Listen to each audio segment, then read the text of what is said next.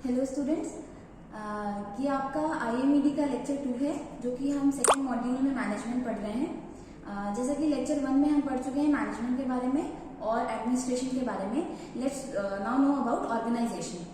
सबसे पहले तो ऑर्गेनाइजेशन होता क्या है, तो हमने मैनेजमेंट पढ़ा। मैनेजमेंट क्या होता है कि मैनेजमेंट एक ऐसी कला है जिसके थ्रू आप किसी दूसरे से काम करवाते हैं। और एडमिनिस्ट्रेशन क्या है? एडमिनिस्ट्रेशन है जो काम बताता है और पॉलिसीज डिफाइन करता है। तो एडमिनिस्ट्रेशन द्वारा दिया हुआ काम मैनेजमेंट को करना होता है। Now the role of organisation is that कि ऑर्गेनाइजेशन एक ऐसा फ्रेमवर्क है या कह सकते हैं एक ऐसा स्ट्रक्चर है जिसकी हेल्प से मैनेजमेंट एडमिनिस्ट्रेशन द्वारा दिया हुआ कार्य अच्छे तरीके से करता है या जो भी गोल दिया हुआ है उसको अचीव करता है। तो so the main thing is हमें ऑर्गेनाइजेशन में जो पढ़ना है वो है different types of organisation structures. कितने तरीके के ऑर्गेनाइजेशन हो सकते हैं हमने बताया। ऑर्गेनाइजेशन एक स्ट्रक्चर है, एक फ्रेमवर्क है। तो ये structure depending on need of the organisation या जो भी आपका फर्म है, एंटरप्राइज है, उसके नीड के अकॉर्डिंग जो ऑर्गेनाइजेशन का स्ट्रक्चर है वो डिफरेंट हो सकता है। Starting from the easiest and the most basic, जो सबसे पुराना ऑर्गेनाइजेशन है वो है हमारा, यहाँ ब्लैक बोर्ड पे देख सकते हैं, व्हाइट बोर्ड पर, वो है फर्स्ट है हमारा लीनियर और स्केलर ऑर्गेनाइजेशन। इसके और भी नाम है, जैसे इसको लाइन ऑर्गेनाइजेशन भी बोला जाता है, मिलिट्री ऑर्गेनाइजेशन भी बोला जाता है। तो इस ऑर्गेनाइजेशन में क्या होता है, लीनियर स्केलर ऑर्गेनाइजेशन में यहाँ पहले से स्ट्रक्चर एक सिंप्लीफाइड स्ट्रक्चर हमने ड्रॉ करके रखा है। हेड पे हमें पता है टॉप लेवल मैनेजमेंट में हमारे जनरल मैनेजमेंट मैनेजर रहेंगे, ये हमारा टॉप लेवल मैनेजमेंट है। फिर मिडिल लेवल, उसके बाद फिर एक आध लेवल और होंगे, उसके बाद फिर हमारा सुपरवाइजर वाला लेवल आ जाएगा। तो इसका जो बेसिक फंडा है उसका यही है कि ये काफी सिंपल है और लीनियर है। मतलब एक मैनेजर है, मैनेजर के अंडर जो भी काम होंगे उनको 2-3 डिपार्टमेंट में बांट दिया जाएगा। और उस डिपार्टमेंट का, जैसे यहाँ पे सेल्स में, प्रोडक्शन में और अकाउंट्स में 3 डिपार्टमेंट में पूरे ऑर्गेनाइजेशन के काम को बांट दिया गया है। वैसे ही अब प्रोडक्शन के अंदर जितने भी काम हो रहे होंगे, प्रोडक्शन में क्या होता है, मशीन्स होती है तो मशीन शॉप का होगा काम, फाउंड्री का काम होगा, असेंबली का काम होगा और भी बहुत सारे हो सकते हैं। तो इसके अंदर प्रोडक्शन के अंदर जितने भी कार्य होंगे वो सभी कार्य की रिस्पॉन्सिबिलिटी प्रोडक्शन मैनेजर की होगी। अलॉन्ग विद इनके सुपरविजन के, इनका सुपरविजन तो देखना ही देखना पड़ेगा, साथ ही साथ इनका रिक्रूटमेंट, इनकी अगर कोई प्रॉब्लम होती है उसका सॉल्यूशन, ये सारी चीजें देखनी होती है प्रोडक्शन मैनेजर को। सिमिलरली सेल्स मैनेजर के अंडर एक पूरा एक स्टाफ होगा। सेल्स मैनेजर से रिलेटेड मतलब उनका जो भी प्रॉब्लम है उसका सॉल्यूशन, उनका रिक्रूटमेंट, उसके बाद फिर उनका डिटेल मेंटेन करना, रजिस्टर मेंटेन, ये सब कुछ सेल्स मैनेजर के अंडर रहेगा। वैसे ही ये जितने डिपार्टमेंट्स होंगे उतने डिपार्टमेंट अलग कर दिए जाएंगे और एक डिपार्टमेंट के ऊपर पूरी रिस्पॉन्सिबिलिटी होगी उसके जो अंडर डिपार्टमेंट है। तो एक्चुअली ये काफी सिंपल अरेंजमेंट है क्योंकि इसमें जो अथॉरिटी की लाइन है और रिस्पॉन्सिबिलिटी की लाइन है वो एकदम स्ट्रेट है। मतलब अथॉरिटी सीधा जनरल मैनेजर से इन मैनेजर्स के ऊपर और फिर प्रोडक्शन ये जो मिडिल लेवल मैनेजर्स हैं उनसे इनके ऊपर है। तो ये अथॉरिटी की भी लाइन ऊपर से नीचे है और रिस्पॉन्सिबिलिटी की लाइन नीचे से ऊपर है। वर्कर्स की रिस्पॉन्सिबिलिटी किस पे है? फाउंड्री फोरमैन पे। फोरमैन की रिस्पॉन्सिबिलिटी मैनेजर्स पे और मैनेजर की जनरल मैनेजर पर है। तो अब हम इसके एडवांटेज डिसएडवांटेज देखेंगे तो हमें और ज्यादा क्लियर होगा कि ये कहाँ यूज हो सकता है और कहाँ यूज नहीं हो सकता। तो बेसिक इसका सबसे पहला एडवांटेज ये कि सबसे सिंपल स्ट्रक्चर यही है, सिंपल है, clear cut authority and responsibility. Authority और रिस्पॉन्सिबिलिटी बहुत ही क्लियर कट है। मतलब इनको पता है कि इनकी रिस्पॉन्सिबिलिटी, अथॉरिटी इनके ऊपर है और इनको पता है कि इनके ऊपर केवल इनकी अथॉरिटी है। ठीक है, एक क्योंकि अथॉरिटी और रिस्पॉन्सिबिलिटी क्लियर है इसलिए डिसिप्लिन भी मेंटेन रहेगा, स्ट्रॉन्ग डिसिप्लिन रहेगा इस टाइप के ऑर्गेनाइजेशन में। और यूनिटी ऑफ कमांड, जैसा कि हमने पिछले लेक्चर में बताया था कि अगर किसी और फोरमैन को केवल एक ही उसके ऊपर है जो कमांड दे रहा है तो वो यूनिटी ऑफ कमांड कहलाएगा। इससे चीजें ज्यादा सॉर्ट आउट रहती है। फिर नेक्स्ट है कोऑर्डिनेशन अच्छा बना रहेगा और क्विक डिसीजन, क्योंकि यहाँ डिसीजन एक ही इंसान को लेना है, कोई भी प्रॉब्लम हो तो यहाँ डिसीजन भी क्विकली लिए जाएंगे। बट कुछ इसके डिसएडवांटेजेस भी हैं कि क्योंकि पहला डिसएडवांटेज है ओवरलोड ऑफ वर्क। क्योंकि प्रोडक्शन मैनेजर देखा जाएगा, एक मैनेजर देखा, उसके अंदर इतने सारे काम हो रहे हैं, रिकॉर्ड मेंटेनेंस, प्रॉब्लम सॉल्विंग, इनको सुपरवाइज करना, सारे काम देखने हैं प्रोडक्शन मैनेजर को। तो कभी कभी ओवरलोड हो जाता है प्रोडक्शन मैनेजर, ये कोई भी जो मिडिल लेवल मैनेजर है। डिक्टेटोरियल में तानाशाही व्यवहार चल सकता है क्योंकि एक ही की अथॉरिटी है यहाँ, तो वो तानाशाह की भी बिहेव कर सकता है। डुप्लीकेशन ऑफ वर्क, क्योंकि हर एक डिपार्टमेंट को अलग अलग एकदम से कर दिया गया है, तो हो सकता है एक काम जो यहाँ हो रहा हो वही काम वहां भी रिपीट हो रहा हो। ठीक है, तो ये कुछ डिसएडवांटेजेस है। तो इन्हीं एडवांटेजेस और डिसएडवांटेजेस को ध्यान में रखते हुए इस टाइप के ऑर्गेनाइजेशन को बेसिकली वहां यूज किया जाता है जो कि छोटे इंटरप्राइज होते हैं, बहुत छोटे जो ऑर्गेनाइजेशन जहां बहुत ज्यादा स्टाफ नहीं है या जहां कॉम्प्लेक्स वर्क नहीं हो रहे हैं, सिंपल वर्क हो रहे हैं, रोजमर्रा के कार्य हो रहे हैं, जैसे जो गवर्नमेंट ऑर्गेनाइजेशन है वहां रोजमर्रा के काम होते हैं, सिंपल काम होते हैं, तो वहां पे इस टाइप के स्ट्रक्चर को फॉलो किया जा सकता है। Now moving on to our next organisation, that is functional organisation.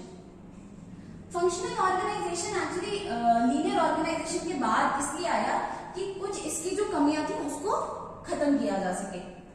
Functional organisation में क्या होता है, जो बेसिक डिफरेंस आपको इसमें और इसमें नजर आएगा वो ये है कि इसमें क्या था कि केवल अथॉरिटी और रिस्पॉन्सिबिलिटी बहुत ही क्लियर कट थी, बट इसमें क्या है, अगर एक सुपरवाइजर है तो उसके ऊपर जितने भी इंजीनियर्स हैं सबकी अथॉरिटी है। सुपरवाइजर 2 है, उसके ऊपर जितने भी इंजीनियर्स हैं सबकी अथॉरिटी है। तो इससे क्या होगा कि सुपरवाइजर को कोई भी काम करना होगा वो किसी से भी सजेशन ले सकता है। इनफैक्ट ऐसा कह सकते हैं कि कोई भी इंजीनियर किसी भी सुपरवाइजर को सजेशन दे सकता है, काम से रिलेटेड सजेशन या ऑर्डर दे सकता है। तो इसके एडवांटेज यही है कि एडवांटेजेस क्या आ सकते हैं, जो ये इंजीनियर्स हैं वो स्पेशलाइज्ड रखे जाते हैं। तो स्पेशलाइज्ड रखने से क्या फायदा होगा कि जो जिस फील्ड में स्पेशलाइज्ड होंगे उससे रिलेटेड अगर कोई भी गाइडेंस देना हुआ किसी भी सुपरवाइजर को, तो ये क्योंकि उसमें स्पेशलाइज्ड है वो अच्छा उनका गाइडेंस कर सकते हैं। नेक्स्ट है सेपरेशन ऑफ वर्क, काम सेपरेट है। एक्चुअली इसमें इतने ज्यादा स्पेशलाइज्ड लोग बना दिए जाते हैं और क्योंकि सभी ब्रांचेस आपस में इंटरलिंक्ड हैं तो किसी काम को दोबारा नहीं करना पड़ता, हर कोई अलग अलग अपना अपना काम कर सकता है। काम करने के बाद सेकंड जो भी क्योंकि आपस में इंटरकनेक्टेड है उनको दे दिया या उनसे सलाह ले लिया, ये आपस में इंटरकनेक्शन इस चीज को अलाउ करता है। फिर reduction in prime cost, prime cost से मतलब है जो रॉ मटेरियल पे खर्चा आता है, जो इनिशियल जो खर्चा होता है वो कहलाता है प्राइम कॉस्ट। तो क्योंकि यहाँ स्पेशलाइज्ड वे में काम कर रहे हैं तो ऑब्वियसली बात है वेस्टेज कम होगा, तो प्राइम कॉस्ट जो आएगा वो कम आएगा। और स्टैंडर्डाइजेशन, हम कुछ क्योंकि यहाँ स्पेशलाइज्ड लोग ले रहे हैं तो हम स्टैंडर्ड्स हम हाई रख सकते हैं। डिसएडवांटेजेस क्या क्या है इसके, इनडिसिप्लिन बढ़ सकता है, इसका एक सबसे बड़ा डिसएडवांटेज है इनडिसिप्लिन का, क्योंकि यहाँ पे सुपरवाइजर ये नहीं डिसाइड कर पाएगा कि किसके ऑर्डर को मानना है। जब वो ऑर्डर मानने की प्रॉब्लम आएगी कि किसके ऑर्डर मानना है किसका ऑर्डर नहीं मानना, तो वहां इनडिसिप्लिन बढ़ सकता है।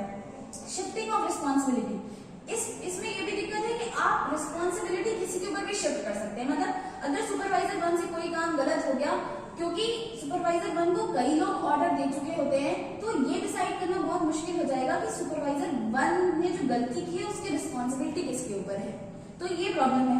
उसके बाद है ओवरलैपिंग ऑफ अथॉरिटी भी, क्योंकि यहाँ साफ दिख रहा है क्योंकि प्रोडक्शन इंजीनियर सबको वो कर सकता है, ऑर्डर दे सकता है, सुपरवाइजर 1 को कई लोग ऑर्डर दे रहे हैं, तो यहाँ ओवरलैपिंग ऑफ अथॉरिटी है। ठीक, वर्कर्स बिकम पैसिव, वर्कर थोड़े पैसिव टाइप हो जाते हैं। और increase in overall cost, prime cost तो कम होता है बट ओवरऑल कॉस्ट बढ़ जाता है। ऐसा क्यों, क्योंकि जो यहाँ हम इंजीनियर ले रहे हैं वो स्पेशलाइज रहते हैं, तो उनका at the end of the day जो उनकी सैलरी होगी, उनका जो खर्च वो ज्यादा आएगा। तो इसमें एक मतलब मेन अगर देखा जाए तो एडवांटेज यही है कि डुप्लीकेशन नहीं होगा वर्क का और स्पेशलाइज्ड लोग रहेंगे तो अच्छा काम होगा, बट डिसएडवांटेज भी है कि इनडिसिप्लिन बढ़ जाता है और ओवरऑल कॉस्ट बढ़ जाता है। फिर मूविंग ऑन टू अच्छा, इसकी एप्लीकेशंस अगर हम देखें, इसका बेसिकली इसका एप्लीकेशन वहां होता है जहां ज्यादा कॉम्प्लेक्स वर्क हो रहे हैं, जो बड़े बड़े एंटरप्राइजेस हैं वहां पे इनका यूज, फंक्शनल ऑर्गेनाइजेशन का यूज ज्यादा किया जाता है। Now moving on to third type of organization. Now moving on to our third type of organization, that is line and staff organization.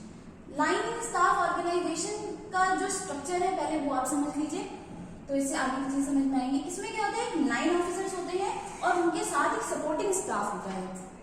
जैसे अगर चेयरमैन है तो चेयरमैन के साथ सपोर्टिंग स्टाफ होगा एक लीगल एडवाइजर, अगर जनरल मैनेजर है तो मैनेजमेंट एडवाइजर, प्रोडक्शन मैनेजर है तो उसका एक पर्सनल कंसल्टेंट हो सकता है, वर्क्स मैनेजर है तो उसके लिए एक टूल एक्सपर्ट हो सकता है।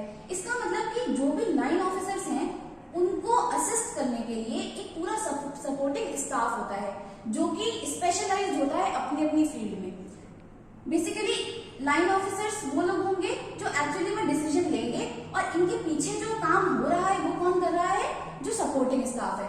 सपोर्टिंग स्टाफ पूरा रिसर्च करेगा, जो भी सर्वे करना है वो सब करके फाइनली जो रिपोर्ट है वो देता है लाइन ऑफिसर्स को। लाइन ऑफिसर्स के लिए वो रिकमेंडेशन की तरह होगा, फिर लाइन ऑफिसर्स उस चीज को अप्रूव करना है नहीं करना है लाइन ऑफिसर्स के ऊपर है। तो बेसिकली सारा काम एक्चुअली सपोर्टिंग स्टाफ करता है और अप्रूवल वाला काम लाइन ऑफिसर्स के पास होता है। तो बेसिकली ये अरेंजमेंट वहां यूज होता है जहां काम बहुत ज्यादा है, बहुत ही हाईली कॉम्प्लेक्स, जैसा हमारा गवर्नमेंट सिस्टम चलता है। वहां पे लाइन ऑफिसर्स सपोज कर सकते हैं कि हमारे मंत्री हो गए और सपोर्टिंग स्टाफ हो गया उनका सेक्रेटरी वाला जो पूरा स्टाफ है। तो इसके एडवांटेजेस क्या है, well defined authority and responsibility. Authority और रिस्पॉन्सिबिलिटी वेल डिफाइंड है क्योंकि ऑब्वियसली बात है चेयरमैन की अथॉरिटी है लीगल एडवाइजर पर, लीगल एडवाइजर की रिस्पॉन्सिबिलिटी है चेयरमैन पर। फिर सेकेंड है प्लान्ड स्पेशलाइजेशन, सब कुछ प्लान, मतलब ये लोग जो है ये स्पेशलाइज्ड है, ठीक है, और हर एक लाइन ऑफिसर के लिए स्पेशलाइज्ड पूरा स्टाफ दिया गया है, ठीक। नेक्स्ट है हमारा less wastage and improve quality, क्योंकि अब हम ज्यादा इसमें क्योंकि सर्वे कर रहे हैं, रिसर्च कर रहे हैं, रिसर्च करने के बाद किसी डिसीजन पर आ रहे हैं, तो जो रिसोर्स का वेस्टेज है हम मान सकते हैं और क्वालिटी है वो इम्प्रूव होगी, वेस्टेज कम होगा, क्वालिटी इम्प्रूव होगी। कुछ डिसएडवांटेजेस भी है लाइन स्टाफ ऑर्गेनाइजेशन के। फर्स्ट है चांस ऑफ मिस इंटरप्रिटेशन। इसका मतलब हो गया कि हो सकता है कुछ चांस ऑफ मिस इंटरप्रिटेशन का मतलब लीगल एडवाइजर या जो भी एडवाइजर्स थे इन्होंने कुछ रिकमेंड किया लाइन ऑफिसर्स को, बट लाइन ऑफिसर ने उसको कुछ गलत तरीके से समझ लिया या जैसा समझाना चाहते थे वैसा नहीं समझा, तो चांस ऑफ मिस इंटरप्रिटेशन होता है क्योंकि ये खुद नहीं डिसीजन ले रहे, खुद ये रिसर्च नहीं कर रहे हैं, रिसर्च इनके बिहाफ पे कोई और कर रहा है। नेक्स्ट हो गया chances of friction. Friction develop हो सकता है, कुछ मनमुटाव हो सकता है कि हो सकता है चेयरमैन को लीगल एडवाइजर का काम पसंद ना आए, लीगल एडवाइजर को चेयरमैन जो डिसीजन ले रहे हैं वो पसंद ना आए। फिर लास्ट जो इसका सबसे बड़ा डिसएडवांटेज है वो यही है कि काफी एक्सपेंसिव है, क्योंकि हमें जिस लेवल के लाइन ऑफिसर्स चाहिए उन्हीं के एकदम पैरेलल लेवल के सपोर्टिंग स्टाफ भी चाहिए। तो यहाँ हर एक पोस्ट के लिए हमें डबल सैलरी, मतलब यहाँ पे जो सैलरी पे खर्चा आने वाला चीज है वो बहुत ज्यादा है।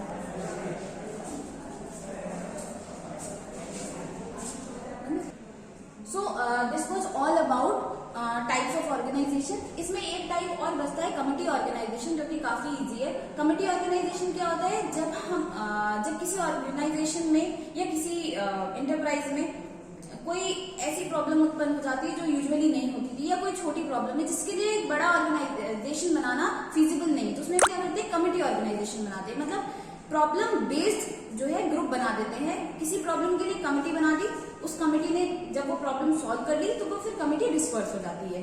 तो उसमें होती है एडहॉक कमिटीज होती हैं, परमानेंट कमिटीज होती हैं, depending on type of problems. तो आज का टॉपिक यहाँ पे फिनिश होता है, जो कि था हमारा ऑर्गेनाइजेशन। नेक्स्ट टॉपिक में हम देखेंगे leadership and motivation. Thank you.